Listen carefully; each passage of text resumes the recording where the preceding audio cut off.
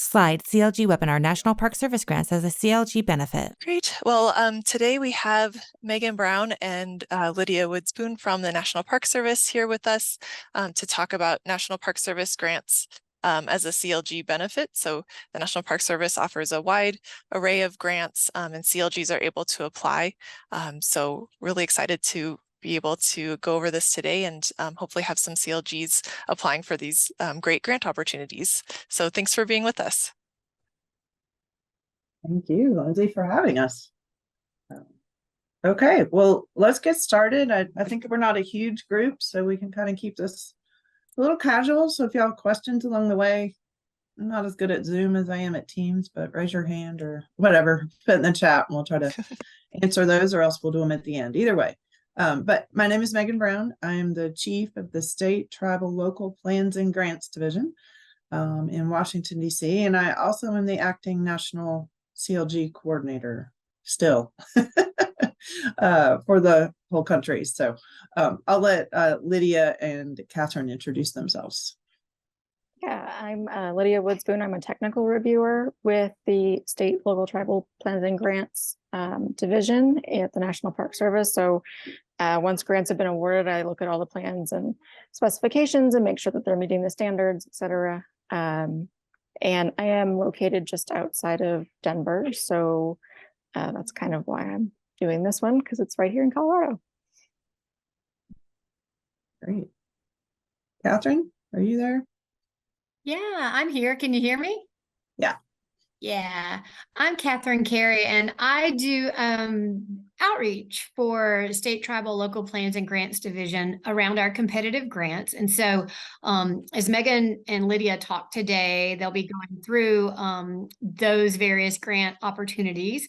And if anyone has any additional questions after this presentation, I know sometimes things come up later or some people are a little shy about speaking up in these. I am available to speak with you and assist you if you're considering making application or you're in the process of making an application for one of the programs closing out and you're having difficulty, I can lend a hand to you. So just we'll share my email with you a little later in the program.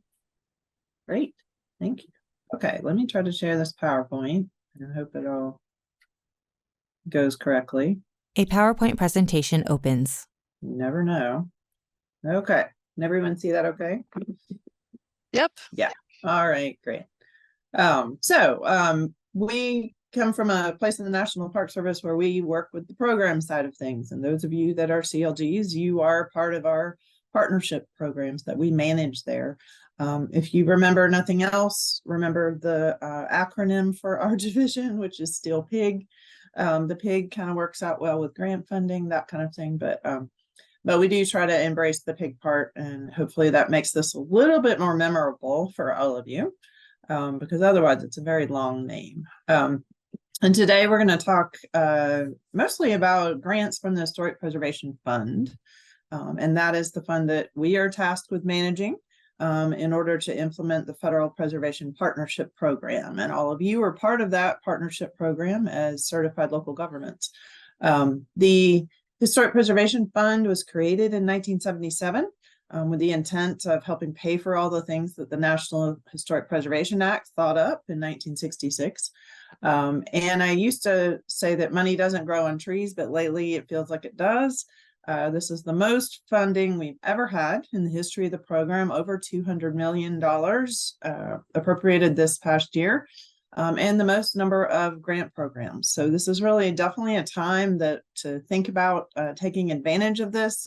We've seen these grants come and go before, so they're here now. So hopefully this today, what we talk about will inspire you to kind of match one of these programs up with a project in your community. And we're also here to help you kind of get that all together and figure out how to apply, because federal grants can be a little bit intimidating sometimes.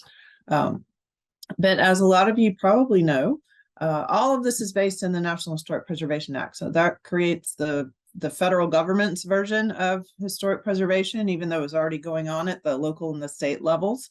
In 1966, it creates the National Register of Historic Places, which is a planning tool. It's really intended to have the have the federal government be able to know where things are that are important to the country and plan around those things.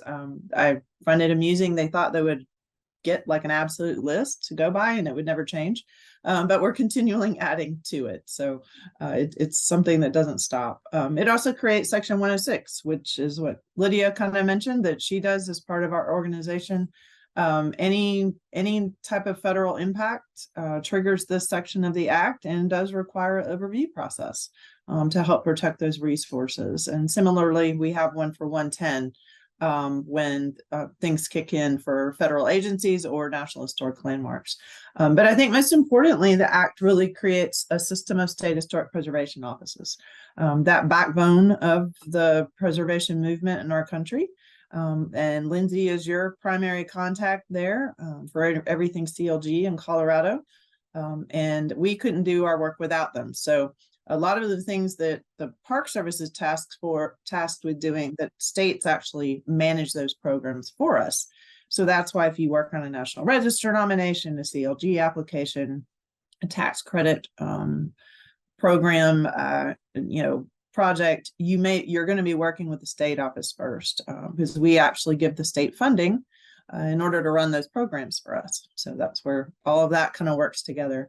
And then the Act has been changed over the course of time a few times. It adds the Historic Preservation Fund we're going to talk about today, adds certified local governments in the 1980s, TIPOs in the 1990s, and the tax incentive program. So you can see it's grown and changed a bit.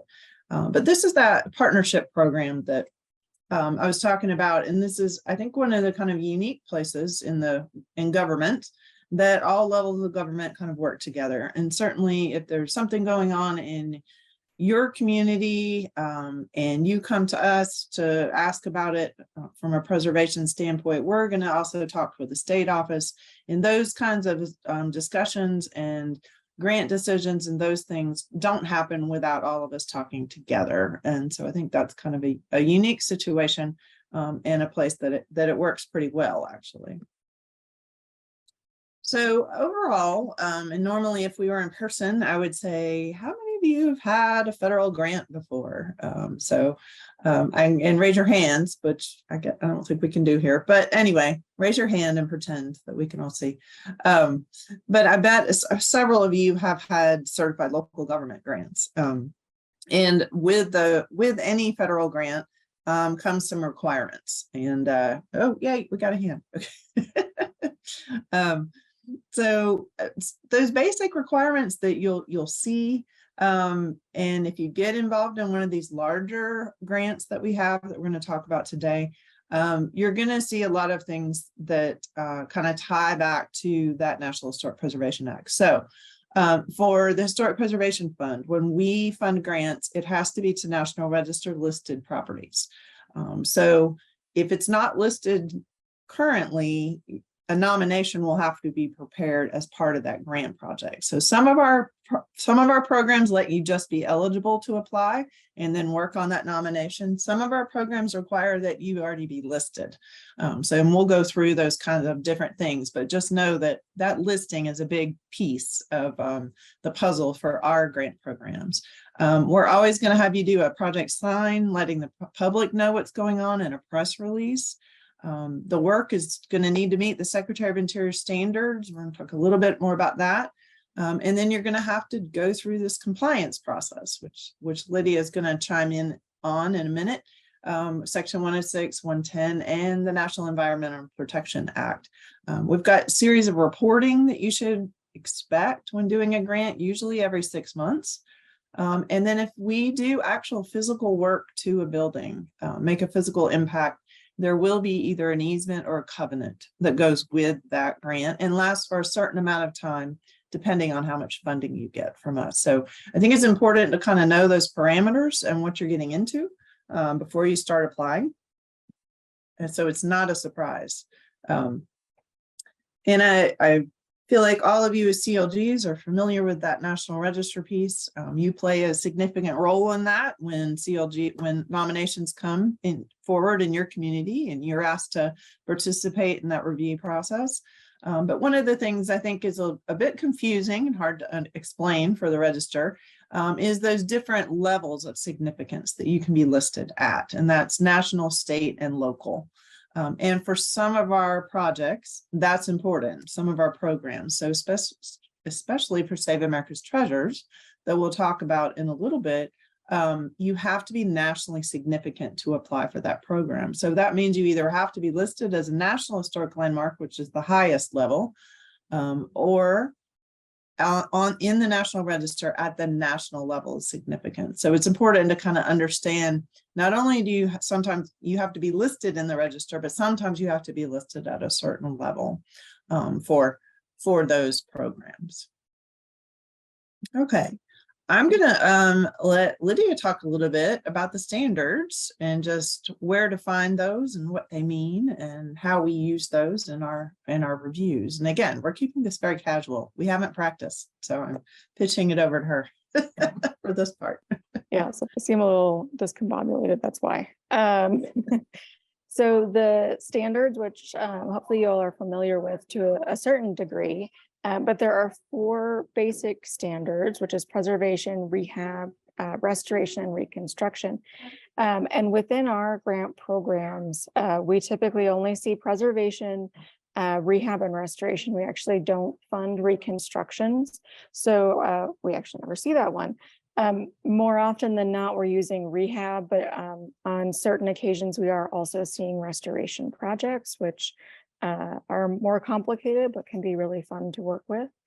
And then, of course, within each of those 4 categories, there are the 10 standards as well. So every project has to meet one of those 4. We do request that everybody picks 1. We have a lot of applicants that try and pick 2. So pick 1, and then we require that all of the project meets the standards within that specific category for treatment. And those can be found on our website on the Technical Preservation Services page. And you can drill down into all the different categories through there. An image of the standards. Right. And in addition to kind of the treatment standards, there are also other standards out there for archaeology, maritime resources, preservation planning, identification, and survey. So if you're doing maybe not a building project, a preservation project with us, but a history project, which we'll talk about, there may be some other set of other standards to follow as well. And we will help you identify those and help you work through that process, but kind of an important piece. And then we also offer guidance. Usually this comes out of our Technical Preservation Services office. But we have a lot of guidelines of preservation briefs, tech notes, all kinds of things on different subjects. But these are 2 of the big guidelines that we've produced in the recent past. One is on sustainability, so how to make buildings green. And this actually is featuring the Department of Interior's roof, which is a green roof. And then more recently completed our guidelines for flood adaptation. A lot of this coming out of the work we've been doing through our disaster grants and the flooding issues and those types of things. So these are both available to you as well. And so this helps us show you what this is a great way to do this. This is a not so great way to do this. So that's kind of how those set up a little bit. Certified Local Government's webpage. Okay, let's talk a little bit about CLG program, just a quick refresher, since all of you are one and know where to find, hopefully, this information on our website as well as your state office's website. But if you need to find contact information or any of that, we have all of that at nps.gov/CLG. And then just a quick reminder, as a CLG, there's minimum federal requirements that you have to do. And this is something that we pass down to the state, and the state ensures that you follow these and may add on some additional requirements as is their purview. But, it's most important to have that preservation commission, that you're active, that you're meeting, and that you're enforcing any state or local laws that you have. So if you have design review and ordinances and those types of things, that you're making sure you're following those. Keeping a survey and an inventory of the historic properties in your community and keeping those somewhere that the public can access them. So not in your chairperson's basement or something like that. And then it's really your job to provide public participation. So you are the vehicle through which the public can provide input into their historic preservation projects throughout the community, as well as back up to the state and up to the Park Service. So keeping those meetings open and ensuring public participation in that National Register process that you participate in with us is important.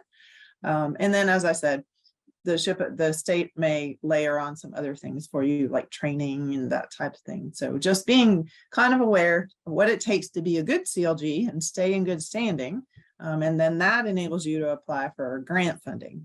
So that's kind of just a little bit of a reminder. This is just an app that we've created and an example of where all the CLGs are and main streets in Colorado. But this is a gateway app that we have put up online, and you can kind of drill down in this and look at different federal land holdings, National Register listings, heritage areas, national trails, those types of things. So what we really built this as a communication tool for y'all at the community level, to be able to reach out and find out who the superintendent is to a park that you might be a gateway community for. 85% of our CLGs are gateways, and you in Colorado know probably who you are, that especially to those Rocky Mountains and the pressures that brings. So hopefully this can serve as a bit of a communication tool for all of you, and I encourage you to check it out. And I'm going to pause there for any questions just on kind of the overview we've done, or Lydia may have some more things to chime in on, or Catherine. Any questions at this point? I can't see the chat, I don't think so. Slide, questions, a picture of two uniformed women from 1961 and 1962. Okay, well, we will keep going then. Okay, so what does it mean to be a CLG, and how does that open you up to the grants? That's what we're here to talk about today, mostly, right? So on average, if you look at how much funding the CLGs get, it's probably only about $2,000-3,000 each if every CLG came in for funding. We have over 2,000 of them all over the country. So it's not a big dollar amount just for the CLG funding, but it does open you up now to other grant programs to be a CLG, and we'll talk about which ones are just for you. But most importantly, it really opens you up to technical assistance, both from Lindsay at the state office as well as the Park Service. We also work really closely with partners like Main Street and the National Alliance of Preservation Commissions to put on trainings and those types of things for all of you. So that's definitely, you're our special partner, and you get the special BAT phone or help phone or whatever you want to call it when you've got a preservation issue coming up in your community. So that's a big reason why we do this. And then there's, what can you spend CLG money on? Well, there's a lot of things, and some of that is guided by your states. So some of the states let you do physical preservation work and some don't. And Lindsay, remind me what Colorado does, because I'm forgetting the top of my head. Yeah, we don't have physical preservation work, but things like design guidelines, walking tour brochures, preservation planning, education and outreach projects and things like that. Perfect. So, and Colorado, of course, has another grant fund that does physical preservation. So you're one of those lucky states. So, but you can do a lot of things with CLG funding, and hopefully what we talked a little bit about today will give y'all some ideas of some things that other communities have been doing. There's nothing wrong with stealing someone's ideas in preservation, but as you can see, there's a wide variety of things that we can fund and pay for. And I encourage you to, talk with Lindsay in your state office about those ideas, and or your other communities. Y'all can share those, and maybe we can do a little bit of that today. I like to share this slide just because this is Fort Madison, Iowa, where my parents are from, a town of about 10,000, and they don't really get into the design review type of thing. They're not the preservation police. So they go at it more from a advocacy perspective, but through small grants, through the CLG program, they've really been able to do a lot of things over the course of time in their community, including getting a $500,000 HUD grant. So hopefully you also are using the CLG program to kind of do these things like surveys and National Register nominations that'll help you then be able to apply for some of our larger grants that we're going to go over today. So let's talk a little bit about what the CLG funding can do. First, I'm going to mention two partnerships that we have, one with Main Street America. We're working on climate adaptation workshops that we've been hosting around the country with them, specifically targeted more on how businesses, downtowns, historic districts adapt to flooding, climate change. What do you do in the case of a disaster, those types of things. So that is something that we're in the works, and they're developing a toolkit to go along with that. So stay tuned for that. And then I think many of you are familiar with CAMP. Dan Corson, I know, was a huge part of the CAMP and NAPC in the past, but we work closely with the National Alliance of Preservation Commissions on CAMP and developing new modules. And they have also developed a resiliency module for communities.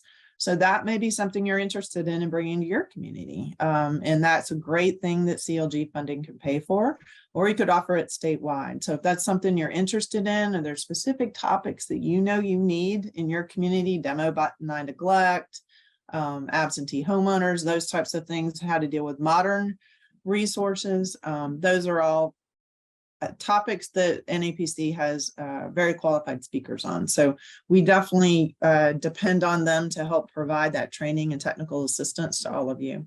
And then also they have the forum meeting every other year. It will be in West Palm Beach, Florida next July. And often we'll be able to use CLG funding through your state to offer scholarships and that type of thing to get y'all to come to that. And Lindsay's nodding, so that's a good thing. Yep, we already have funds set aside for scholarships. So. Right. Perfect. So encourage all of you, especially if you've never been to the forum, to come. It's an energetic gathering of folks that are embroiled in local preservation, just like all of you. So a great place to get ideas and talk to other commiserate, maybe get a little therapy, those types of things. But I just wanted to show y'all a few examples of some interesting CLG projects. This is, I always think engaging with youth, the more we can teach folks to love old buildings and hug them, just like trees. And when they're kids, then hopefully they'll grow up to be good preservationists. So anything kind of youth related, education related, we're always supportive of those. But this is an activity group that Huntsville, Alabama created for their 200th bicentennial. What was interesting about it is the timing was pretty perfect for COVID. So this became a great tool for schools and parents and so forth to help entertain children, because they could walk around outside and look at their buildings and figure that out. So so kind of a fun project. And then along that theme, these are also two just ideas. I love this one in Georgia. I feel like this kid is definitely going to be an architect. He's probably already grown up. I've been using this slide for so long. He probably already is an architect. But built a Lego version of his city hall. So yeah, anything we can do to kind of engage, do curriculum development, those types of things, we're always excited about those. And as you might remember, I mentioned that survey and inventory, that's one of those requirements that we do ask of every CLG. Well, the good thing is we put our money where our mouth is, and you can use your CLG grants as well as several of our other grants to do survey and knowing what you have so you can save it. And a lot of the surveys we have are older and they need updating. And that's one of the things Oklahoma undertook. They did a survey of their Route 66 resources, so much more modern resources, as well as mid-century neighborhoods. So this might be something that, we have different types of building stock in different parts of the country. And this is probably an area that y'all might have a lot of structures of that era. And then I always like to feature this one, although it's not good news about Colorado, it is good news, was your 4 Mile Canyon fire and the damage it did to Boulder County, and not really having that survey in place to know where those resources were. After one of these disasters, as some of you probably unfortunately know, a lot of federal resources come flooding in, and where do you direct FEMA, and where do you say we need this sandbagged, we need this stabilized, those types of things. And were not really prepared for that. So they did use a CLG grant to do a survey of the county and get a good idea of where those resources were, which came in very handy, because then when the floods came afterwards, they they knew where to go and where to direct those resources. And if Boulder County is on here, I just want you to know I've used this slide all over the country, so thank you. It tells the story pretty well in a very dramatic fashion, with the church kind of hanging on over the edge here. But this is, becoming even more prevalent even since this happened. We're seeing disasters coming all the time, so making use of that funding that we have available to get yourself in a better place for planning for these things is important. We mentioned a little bit about Section 106, and certainly as a certified local government, you may get involved in federal projects that are impacting your community. And you have a right to be. You can request consulting party status. It's your community, and the federal agency should be reaching out to you as our federal partners. And this is from Iowa. This is the Local Preservation Commission got involved in trying to save a bridge. We have a lot of those bridges that DOT doesn't like very much anymore. And so they partnered with the National Guard and lifted the bridge to a new location. So it's entry to their state park. It was a training exercise for the Iowa National Guard. It got put on television, and then every year they have dinner on the bridge to celebrate. And I've been told this county, Jones County, is actually looking at moving another bridge. It was so successful. Not that we want to move everything around, but if we're at that last resort, and we need to do that. But this all stemmed from them getting involved in a Section 106 review that was happening to this historic bridge. These are just a few examples of all the things that we can fund with CLG grants or get involved in, but we do have a really good resource on IRMA, which is our Integrated Resource Management application. I encourage you to check this out. We have over 3,000 different projects funded by the Historic Preservation Fund uploaded here. Good examples that you can look to. So heritage tourism planning, walking tour brochures, design guidelines, all kinds of examples here. So especially if you're looking to undertake a project like doing design guidelines for your community, take a look at some of the other ones and find pieces and parts that you might like. And then you can show those to that consultant and say, this is what the direction we're looking for. This is what our community wants to focus on. And you'll see the wide differences of these across the country. But I encourage you to take advantage of this good library of good projects that we have to offer. Okay, so I'm gonna pause there, see if there's any questions, and then we're gonna talk about some more funding things. Anybody? Slide, Historic Preservation Fund, non-competitive grant programs. Okay, I'll just keep talking. Ask Catherine, she knows I can just keep talking through this thing. All right, so let's talk about we've been talking about the non-competitive grant programs. And that's the money that goes out to the state offices, and in essence, a block grant. And that funds those various programs that we've asked the state to operate on our behalf. And we've talked about CLG funding. Well, that CLG funding comes from that annual funding. So 10% of each state's dollar amount they get has to go to CLGs every year. If not, we will take it back. So we don't like to take money back. So we strongly encourage the states to spend that. So it's important to your state office too, that you as a CLG are doing what you need to do to spend that money so they don't have to give it back to us. Again, partnership, right? So that's about, we're up to 62.5 million, I think, this year. So about $6 million that's spread across the CLGs across the country. One thing to kind of be clued into, though, is at the point that the annual amount we give to states goes over 65 million. Half of the funding over that amount goes to CLGs. So let's say we are to get $70 million allocated to states. That's an additional $5 million that'll be going out to certified local governments. So we're not there yet, but we're getting awfully close. So if Lindsay calls you in a year or two panicking and saying, I've got a lot more money to give away, y'all need to have some projects lined up for this. So just be kind of aware of that. We do a similar type of thing with our tribal historic preservation offices. We've got over 215 of those, but they do get a smaller amount of money. So they aren't required to do any pass-through grants or sub-grants like the states are. And I'm going to skip that. The other kind of piece of non-competitive funding we sometimes get is emergency grant funding, and this usually tends to follow hurricanes. Unfortunately, we haven't seen it follow fires or earthquakes or floods yet, but we do have currently about $100 million in disaster assistance, mainly in the Southeast for the Harvey, Irma, Maria, and Florence U2 Michael hurricanes. So that is something that does occur. It's a very political process how this funding happens, but if that might be something to think about. Unfortunately, we're seeing way too many of the disasters that could be funded. Okay, so let's talk about the competitive grant programs, because I keep telling you I'm going to, and I haven't yet.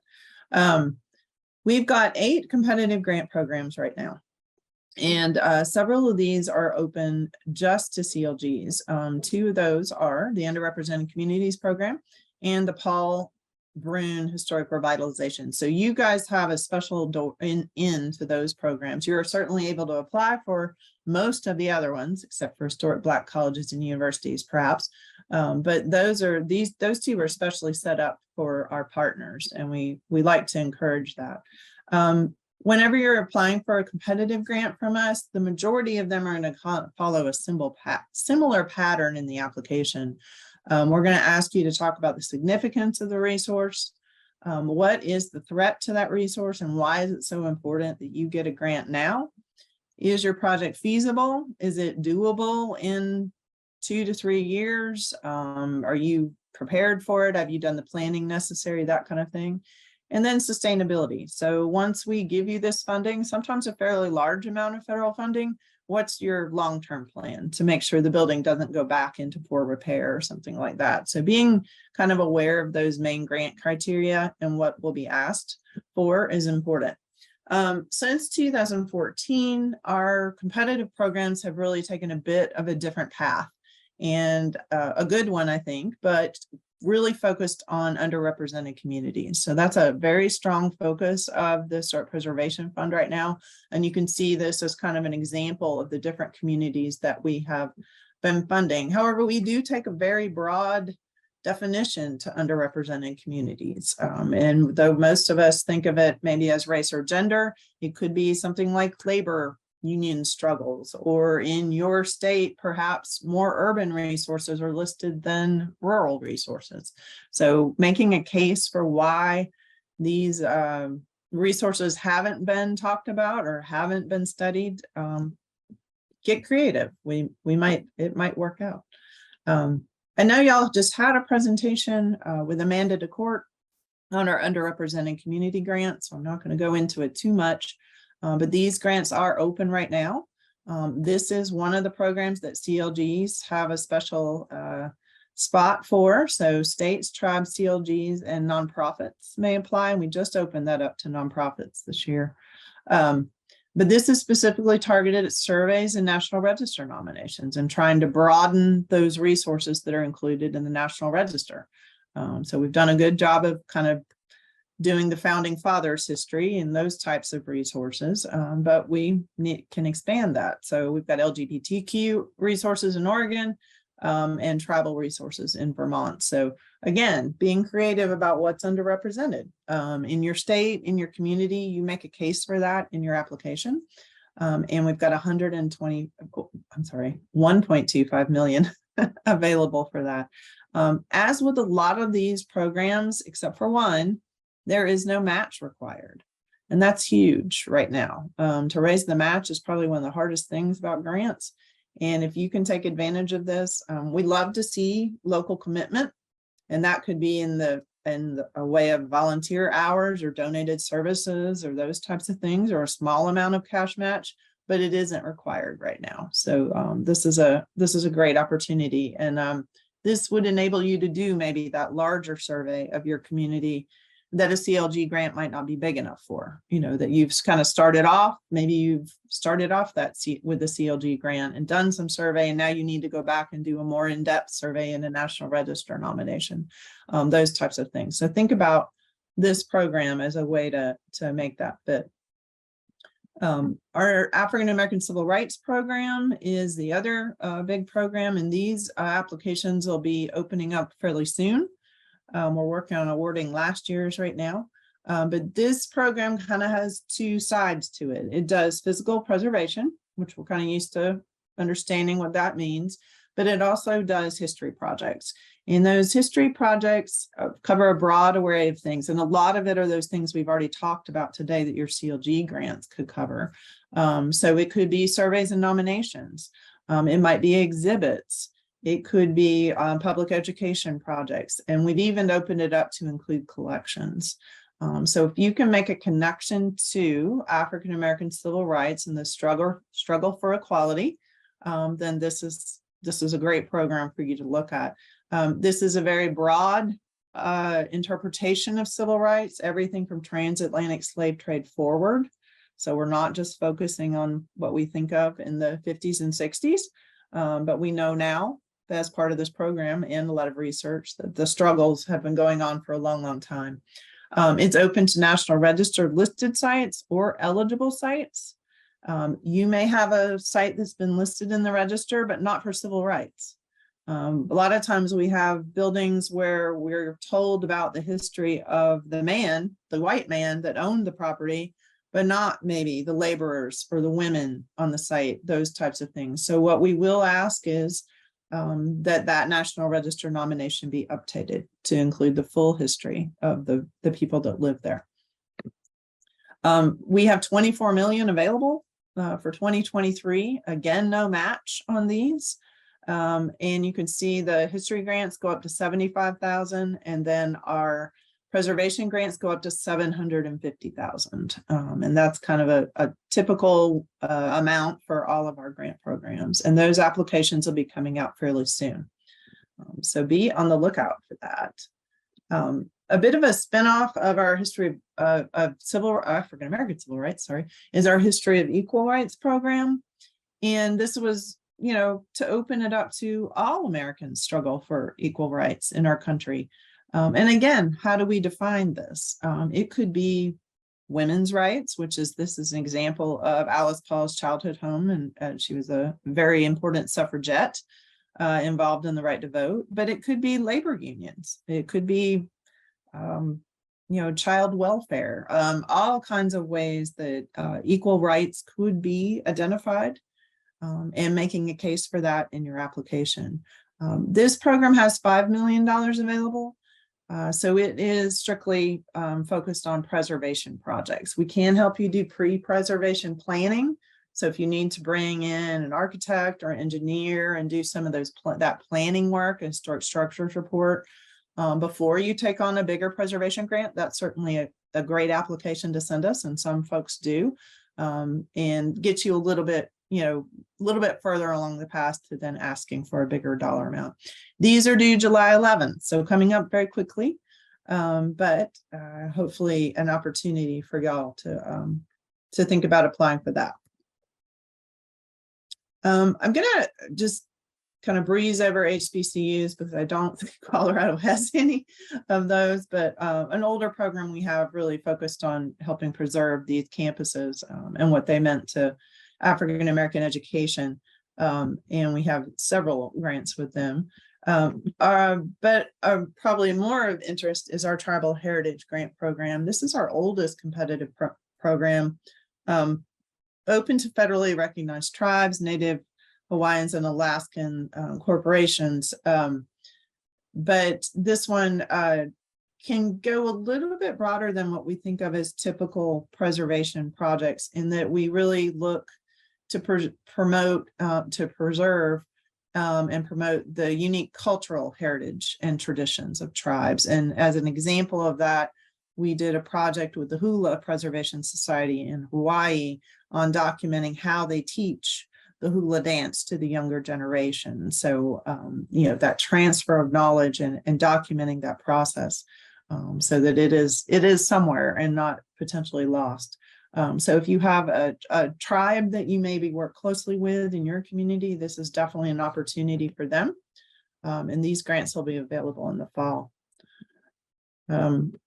At this point, I would again ask folks to raise their hand, but how many of you might have a national historic landmark in your community or a nationally significant site or historic district? If you do, this is the program for you.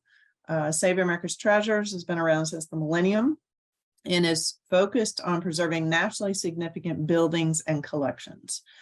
It's kind of unique in that we manage it in partnership with the National Endowment of the Arts, the Endowment for the Humanities, and the Institute for Museum and Library Services. So we have some good federal partners in this. And IMLS actually manages the collections grants for us. The Park Service manages the building grants. But it also has some rules that go with it. And unfortunately, those are in law, so they're not easily changeable. But one of those is that we can only touch a project once. So once we've touched a building or touched a specific collection with the SAT funding, we can't fund it again. So it's kind of a one-time shot. The other is the nationally significant part. So you either need to be already listed as an NHL or National Register national level prior to application. If you're applying on the collection side, you just need to make a case for why it's nationally significant in your application because they don't have a similar list as we do. And this program does require a match. So dollar for dollar, non-federal share for those. It doesn't necessarily have to be in cash. It can be donated services, donated equipment, those types of things, materials, but you will have to track, what the value of all of those things are. You don't actually have to have the match in place fully when you do apply, but you need to show us that you have a pretty good plan for raising it. Either you've gone into other foundations or something like that. We have quite a bit of funding for this in 2023, 26.5 million. So that is, it's probably the most amount we've had, I think. Those applications will be coming available in August again. So just keep that in mind. And I encourage you, like, if you think you have a project that might fit for this, talk to your state office first and just make sure that you meet that national significance threshold. Because if you don't, then you're going to be spending a lot of time writing a grant application and not be eligible for it. So that's kind of an important thing. This is a new program for us, the semi-quincentennial grants. And this is intended to commemorate the founding of the nation, our 250th that's coming up. And it's had some changes take place. When it started, it was only for state-owned properties. That has been lifted for this coming round. So we will use this to restore and preserve sites and structures. They do have to be listed in the National Register and have some association with the founding of the nation. We've taken that start date as very broad, so it could go way back, but the end date is December 31st, 1800. So that's the first contested election in the United States and the peaceful transfer of power, firmly establishing us as a country. But we look at pre-contact all the way forward. So, and it doesn't need to be in the 13 colonies. It can be anywhere all over the country, and things that were happening in places that weren't even the United States at that point. But all the things that helped us become the nation that we are today. We have 10 million available for that. There is no match for these funds either. This one can get a little complicated, so I encourage y'all to reach out to us if you have questions and we can talk through eligibility. But then this also focuses on strictly preservation projects. And then the last one I have to talk about is a little bit different, but it's also very CLG focused. You are one of the groups that can apply for this one.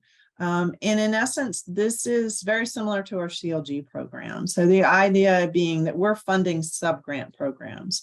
So as an applicant, you, the state, tribe, or the certified local government or nonprofit are coming into us for a chunk of money that then you are going to sub-grant out to sites in rural communities that will help with economic development. Those are the two kind of triggers for this. We have 12.5 million to give away for this program. It is very competitive, but as a CLG, you have a bit of an inroad here. So you have to be a state, a tribe, a nonprofit, or a CLG, not just any local government. So to apply for this. So great opportunity. Up to 750,000, no match, of course, required, but we do require the funding be spent in rural areas. So less than 50,000 as defined by the census. and have that economic development element to it. So what you're really doing is coming into us and saying, you know what, we want to apply for money to do this kind of grant program. And we are going to focus on African-American resources in rural downtowns in our county or something like that. So having kind of a specific, not just our downtown buildings or those types of things, but having kind of an interesting focus to it, I think makes your application a lot stronger for this program. And again, this is one that gets a little complicated. So we encourage you, if you have questions about this, to reach out and talk to us, and we'd be happy to talk you through it. But a great opportunity for definitely for certified local governments to apply for this one. And we've been funding a lot more CLGs as we go forward. So that was a lot of grant programs, a lot of information. Hopefully something triggered something in there with a project you have in your community. I did want to quickly mention that there are other programs the Park Service manages, not in our division, but we have a battlefield protection program with 4 programs under it. Our JAX program is based there in Denver, working on Japanese American confinement sites, should you perhaps have an association with one of those. Our maritime program is back and I believe is going to have funding for next year. And then of course our travel repatriation program, NAGPRA, also has grants available should that be something that you're in need of at the time. I'm gonna let Catherine maybe talk a little bit about this if she's up for talking. Is our quick words of advice for applying for a grant from us. And she's got her snazzy glasses on, so she's good. Oh, well, only so I can read and see. Yeah, well, great presentation. Thank you both. You guys do that so well. Yeah, if you all are thinking about applying, and there have been a couple of questions in the chat around that, as we always say, you need to start early. We encourage you to start early, mainly because there's a couple of tricky things around applying that could put you in a situation where you can't submit your grant application. And that specifically is just around making sure that you have a UEI, a unique entity identification number through SAM.gov. And that can sometimes take a little bit if you don't have one to get a new one, or in some cases, if it's lapsed, you may not realize that and you have to get it brought up to date and current. And so make sure you check on that. There have been a couple of questions around eligibility and partnerships, acting as physical agents, that kind of thing. All of those, we have fact sheets on every program. They very clearly identify who can make application and who is eligible, as well as specifications on what's needed if you aren't the owner of a property, but you're making application for somebody. Partnerships are a great way to go. We highly recommend it, particularly for projects that are really important projects, but for people that don't have the capacity to manage them. And I'm happy to talk with you about that later if you have questions. Make sure that you're looking at your most current notice of funding opportunity. Those are released every time we open a new grant. And so just keep looking to be sure you have the correct number at the top of that grant opportunity and that you're matching that up and applying in the right place. I always suggest that you don't work on a grant application alone, but you have multiple people looking at pieces of it. And as a final review, I suggest you have someone that knows nothing about the project read it to make sure that it makes sense. We have these grants, the majority of them all go through an internal review. They then recommendations are made for them to go to a separate panel review. And so everyone's looking at a number of applications. They're looking specifically for the information that was requested in the grant application. And just having someone that is unfamiliar with an application, it's going to help you, just help in readability. We also ask that you just make sure that you do estimation in a very careful way. Most of you, because of who you are as a group, understand that there are some procurement issues around federal grants. And so it's really, really important that you sort of follow that process, and that information is all provided in the notice of funding opportunity. So take time to read that so you understand how that works, and your grant doesn't get thrown out because you possibly did that in a way that makes you unfundable, or possibly puts you in a position where you, if you are funded, you're unable to use the person that you got the estimates from. But again, go back to number one and start early, because that's how this is going to work most successfully for you. We ask that, as I said, there's a system for evaluations and selection criteria on the fact sheet and in the NOFO. Follow that precisely, and you should be able to write a clear and concise application. There is a limitation for words for each of the sections, so you'll want to make sure that you tell your story in a way that fits within that word limitation. We also ask that you provide photos to us. There's an attachment form for that we provide. And I would just say a lot of people want to show us their beautiful projects and how gorgeous they are, but we ask that you show us how terrible and awful and what the threat is as well. Good and bad photos make for better applications. We also, I would suggest this. I know a lot of people work better, or so they think, on a really tight deadline and start their applications late and also submit them late. And we have hard deadlines. We make no changes for those. Just please submit your grant applications a little bit early. Things happen at the end, there are glitches, all kinds of things occur. And I hate to, I mean, it happens every time at the end of the deadline where I have a handful of people saying I couldn't submit for this reason or that. And so just submit early and you avoid all of that. If you do not get funded, and we always have more applications than we can fund, do not fret. You come back in again. There are a number of people that they hit it the first time. They applied twice. They don't get it. Sometimes third time's a charm.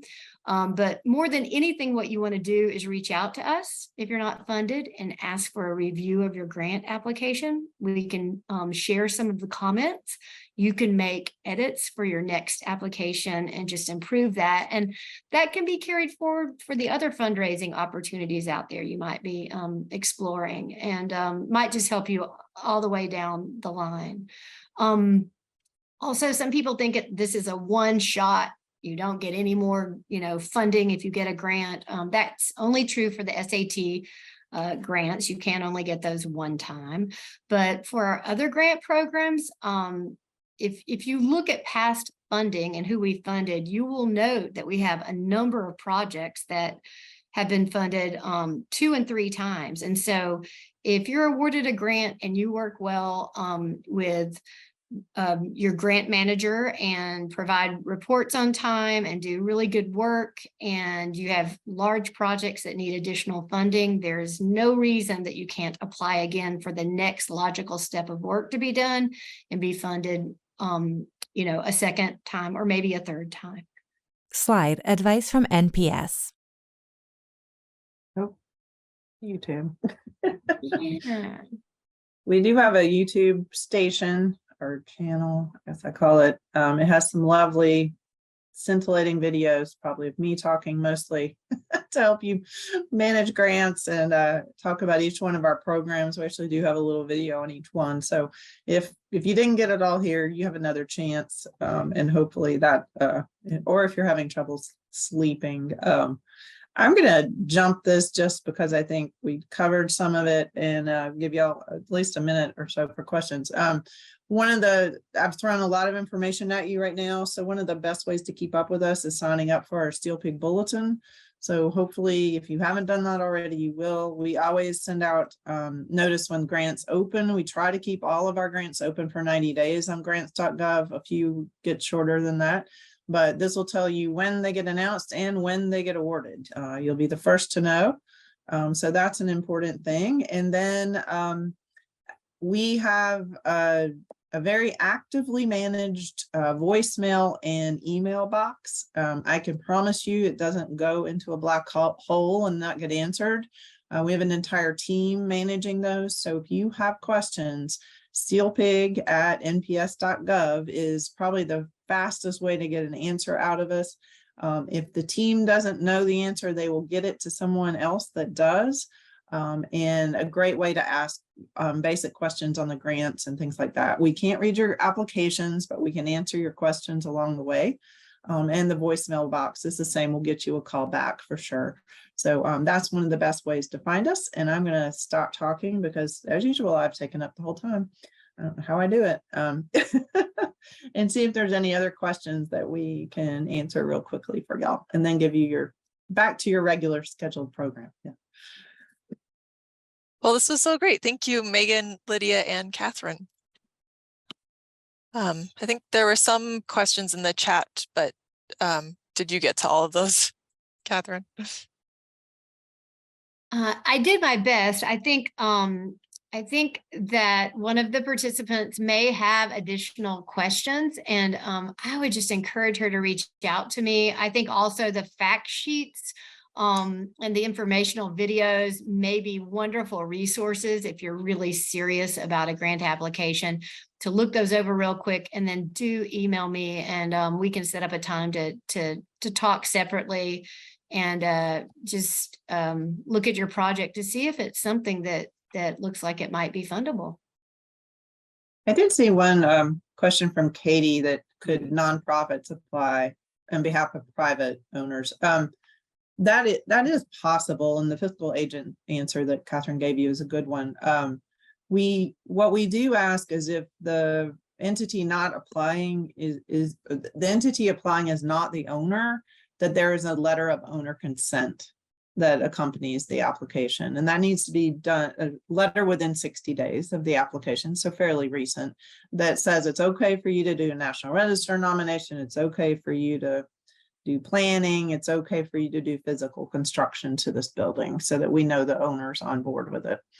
So that might be one way to work on privately owned properties. Also, maybe just to make clear that about the easement component as well. You may have said that and I missed it. Yeah, that owner will have to accept the easement, so they should be agreeing to that as well. We don't want to do that as a surprise later. It never goes over too well. That is very important to note, I would say. Yes. Yeah, be aware of what you're getting into before you get into it.